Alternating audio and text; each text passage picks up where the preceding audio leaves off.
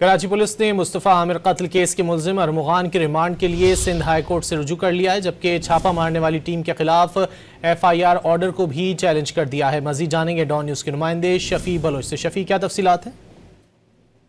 छापा मारने वाली जो है वो टीम के खिलाफ FIR ऑर्डर जो है वो सिंध हाई कोर्ट में चैलेंज कर दिया है। कराची में मुस्तफ़ा आमिर को अगवा के बाद जो है वो कत्ल पुलिस ने पुलिस ने मुलजिम अरमुगान के रिमांड के लिए जो है वो सिंध हाई कोर्ट से रिव्यू कर लिया, क्योंकि ट्रायल कोर्ट से ये दरख्वास्त जो है वो मुस्तरद की गई थी और जो है वो इससे अदालत के मुस्तजब जज ने मुलजिम को जेल भेज दिया था और इसमें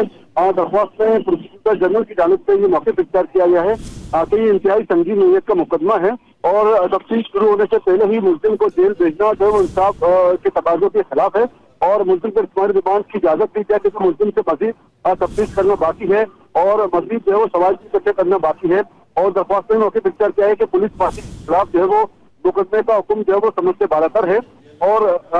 जो जज का फैसला जो है वो कदम करार देने की जो है वो दरख्वास्त में इब्तिदा की गई है। बहुत शुक्रिया शफी बलोच इन तफसीलात के लिए।